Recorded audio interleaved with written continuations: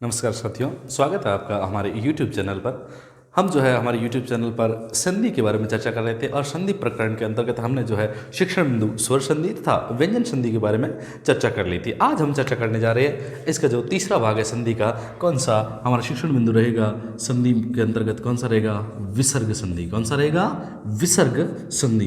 विसर्ग संधि के अंतर्गत आज हम चर्चा करेंगे कि विसर्ग संधि में किस प्रकार से वर्णों का मेल होता है और उसमें जो है परिवर्तन कैसे आएगा ना, वर्णों का मेल कैसे होगा और परिवर्तन कैसे आएगा। विसर्ग के अंतर्गत हमें पता है, पहले भी जब संधि का परिचय हमने किया था तब भी इसके बारे में चर्चा की थी कि विसर्ग जो है वो हमेशा, हमें पता है कि जो योग का चिन्ह है उससे पूर्व ही आएगा। विसर्ग किससे पूर्व आएगा, योग के चिन्ह के पूर्व ही आएगा। तो विसर्ग तो हमेशा योग के चिन्ह की पूर्व रहेगा तथा यह सामान्य सी बात है कि विसर्ग जो है वो किसके साथ रहते हैं, हमेशा स्वर के साथ रहते हैं। किसके साथ, स्वरों के साथ ही रहेगी। स्वरों के द्वारा ही तो विसर्ग को ढोया जाता है। जैसा हमने वर्णमाला के अंतर्गत जब विसर्ग के बारे में पढ़ा था तब भी हमने यही पढ़ा था कि यह जो विसर्ग है यह किसके द्वारा ढोए जाते हैं या फिर इनको चलाता कौन है, तो ये स्वरों की सहायता से तो चलते हैं या फिर ये स्वरों के साथ रहते हैं। तो योग के चिन्ह के पूर्व विसर्ग आएगा तथा उसके पश्चात क्या आ सकता है, इसके पश्चात जो है स्वर भी आ सकता है और क्या आ सकता है, व्यंजन भी आ सकता है ना, स्वर या व्यंजन भी आ सकता है। तो इस परिस्थिति में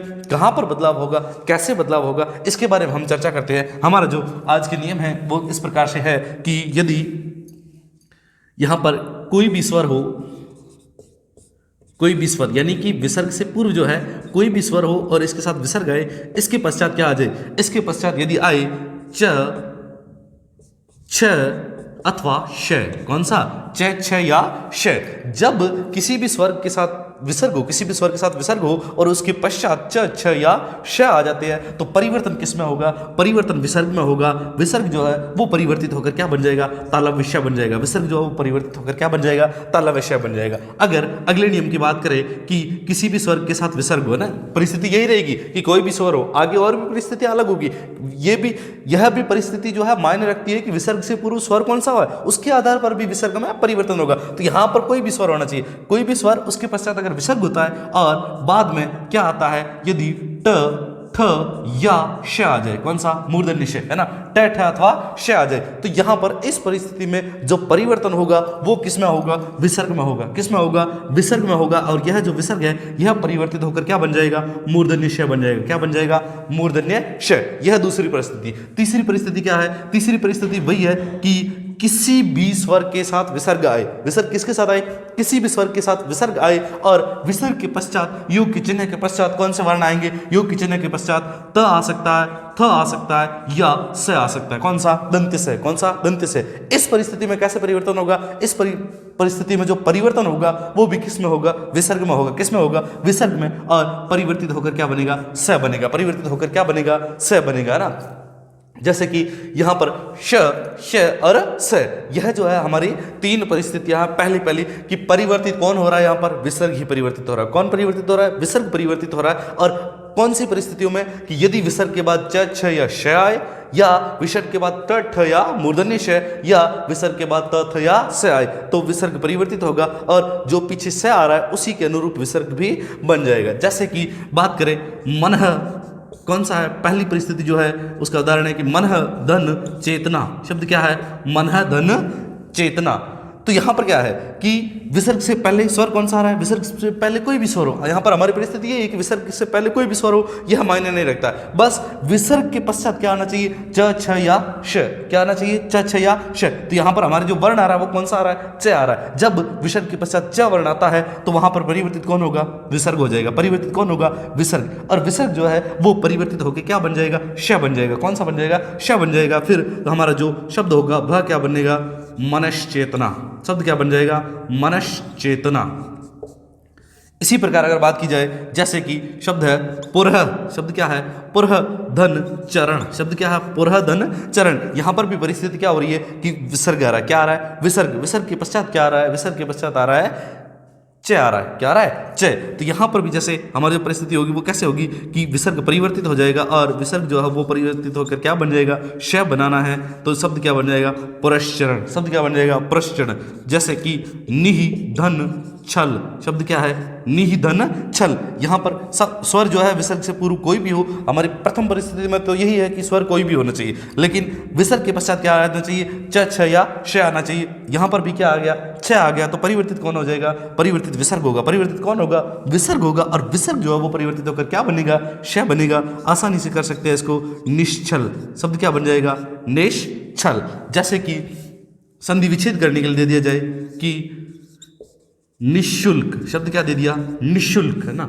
आपसे कहा जाए कि इसका संधि विच्छेद करो, निःशुल्क शब्द देके आपसे क्या पूछा जाए कि इसका संधि विच्छेद करो, तो यहां पर जो है श, देखो इसमें क्या होगा, इस जो संधि है इसमें पहचान यही है कि श के पश्चात च छ या श दिखेगा, है ना। श के पश्चात च छ या श दिखे तो यहां पर हमें थोड़ा सा आइडिया लगा देना है, अंदाजा लगा देना है कि विसर्ग संधि का पहला नियम ही हो रहा है। तो यहां पर दोनों श जो है वो दिख रहे हैं, तो इसका अंदाजा ऐसे लगा सकते हैं कि यह श जो है वो किसका बना होगा, विसर्ग का बना होगा, किसका, विसर्ग का। और उसके पश्चात क्या आ रहा है, शुल्क, उसके पश्चात क्या आ रहा है, शुल्क। जैसा है वैसा का वैसा लिख देंगे। अब यहाँ पर जो वर्तनीगत शुद्ध रूप है वो तो ये है। अब काफी साथी ये कहेंगे कि यह भी तो सही है, निःशुल्क, हम तो ऐसे लिखते हैं निःशुल्क, है ना। जब भी आप शुल्क मुक्त या इस प्रकार का कहीं भी लिखते हैं निःशुल्क, जैसे कुछ भी निःशुल्क सामग्री है, तो आप ये भी देखते हो, तो वर्तनीगत शुद्ध रूप तो निःशुल्क है। वर्तनीगत शुद्ध रूप कौन सा है, लेकिन यह प्रचलित रूप भी है, तो इसे भी हम जो है गलत नहीं ठहरा सकते। यह कौन सा रूप है, प्रचलित है, यानी आजकल के समय में प्रचलन में ये है। तो यह तो हो गया कि विसर्ग के पश्चात अगर च छ या श आते हैं तो किस प्रकार से परिवर्तन होता है।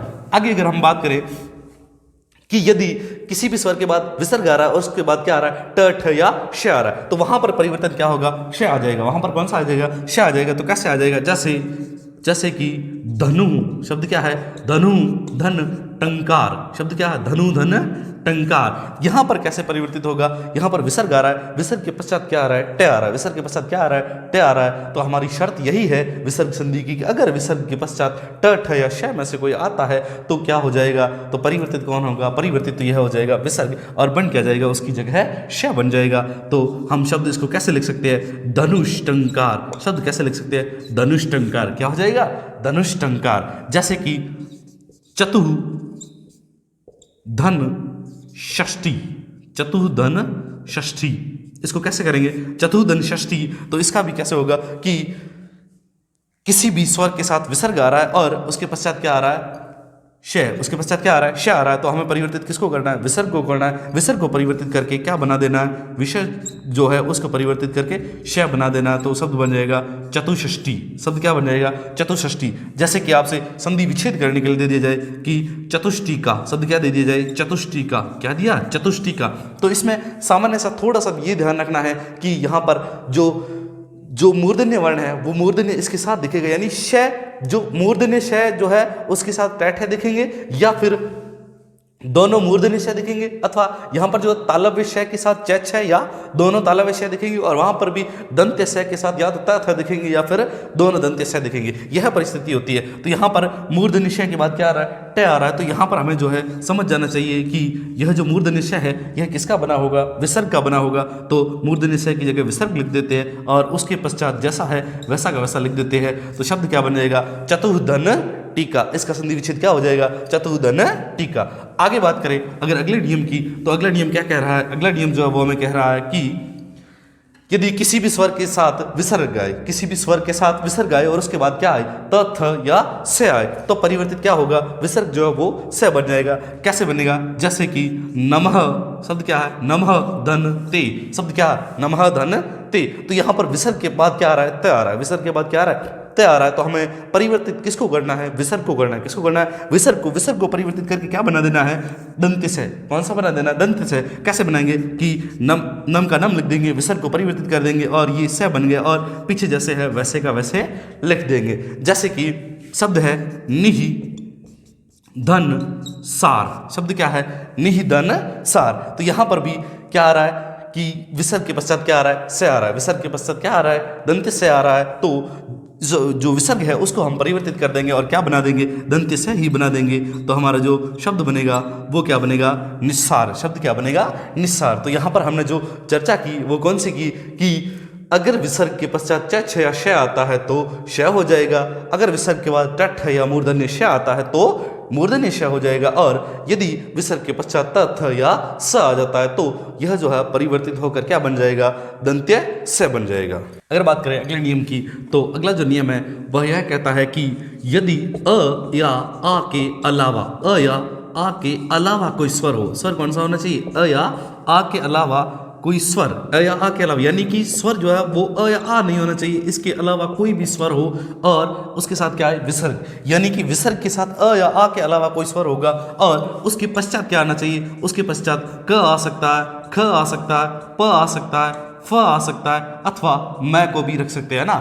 यदि कि अ आ के अलावा कोई भी स्वर आता है और उसके बाद में क्या आता है, क ख प फ या मैं आता है, तो यहाँ पर परिवर्तित कौन होगा, परिवर्तित जो है वो विसर्ग होगा। कौन सा होगा, विसर्ग परिवर्तित होगा और विसर्ग परिवर्तित होकर क्या बन जाएगा, मूर्धन्य श बन जाएगा। विसर्ग जो है वो परिवर्तित होकर क्या बन जाएगा, मूर्धन्य श। कैसे बनेगा, जैसे कि अभी शब्द क्या है, अभी धन कृत, शब्द क्या है, अभी धन कृत।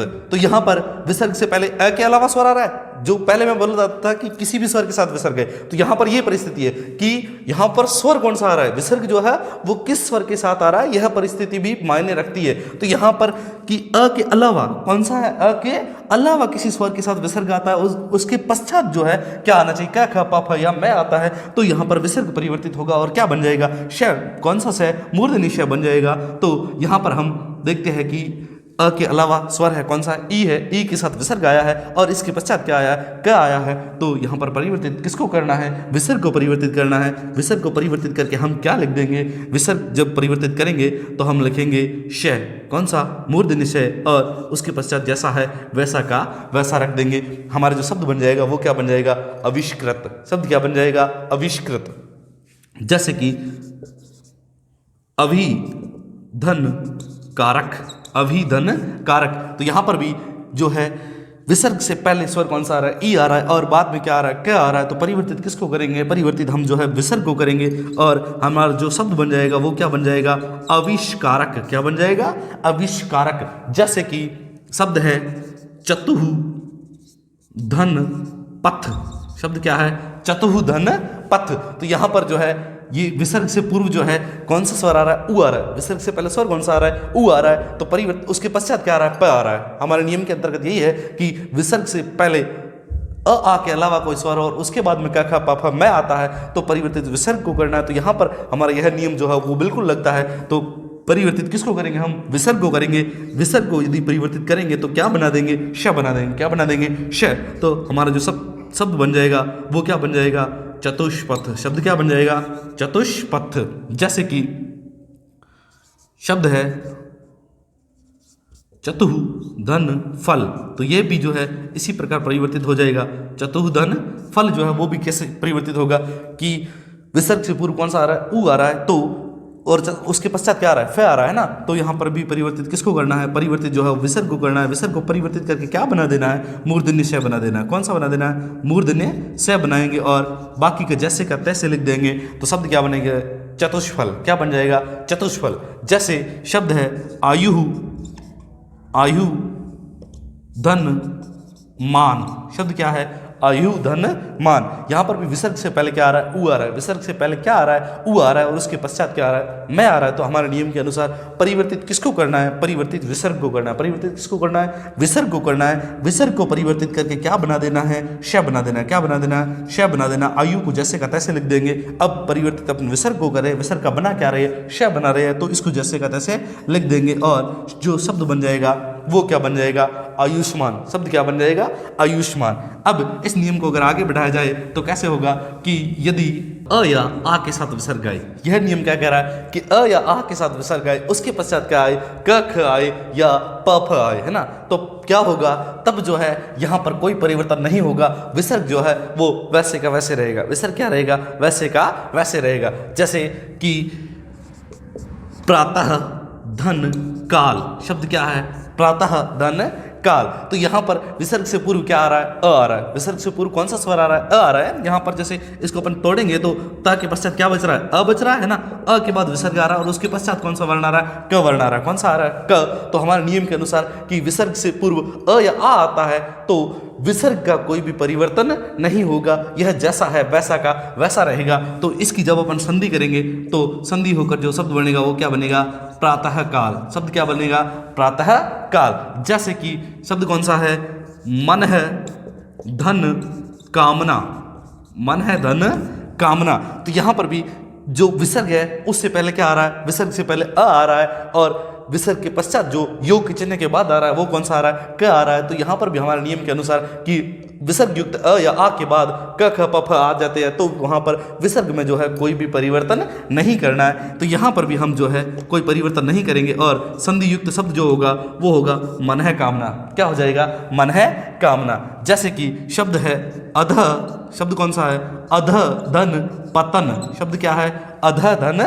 पतन। तो यहां पर भी जो है विसर्ग से पूर्व कौन सा स्वर आ रहा है, विसर्ग से पूर्व अ स्वर आ रहा है और बाद में क्या आ रहा है, प आ रहा है। तो यह भी हमारे नियम के अंतर्गत ही है कि यदि विसर्ग युक्त अ आ के बाद में क ख प फ आ जाते हैं तो वहां पर विसर्ग को जैसा है वैसे का वैसे लिख देना है, कोई परिवर्तन नहीं करना है। तो यहां पर भी जो शब्द बन जाएगा वो क्या बन जाएगा, अधपतन। शब्द क्या बन जाएगा, अधपतन। लेकिन यहां पर कुछ अपवाद होते हैं। जैसे अपवाद क्या होते हैं, अपवाद ये होते हैं कि नमः धन कार। जब हम इसकी संधि करते हैं तो क्या हो जाता है, इसकी संधि करने पर यह हो जाता है नमस्कार। यह जो है इस संधि का एक अपवाद है। यहां पर विसर्ग युक्त अ आ रहा है, विसर्ग से पहले क्या आ रहा है, अ आ रहा है, उसके पश्चात क आ रहा है, लेकिन यह जो है वो उसके अपवाद स्वरूप है। जैसे एक और शब्द भी होता है सरह धन कार। तो यहां पर भी कार युक्त जो शब्द है उसमें थोड़ा सा जो है अपवाद युक्त है, जैसे सरह धन कार। तो इसको भी अगर हम संधि करेंगे तो यह भी जो है जैसे है वैसे नहीं रहेगा, ये क्या बन जाएगा, सरोकार। शब्द क्या बन जाएगा, सरोकार।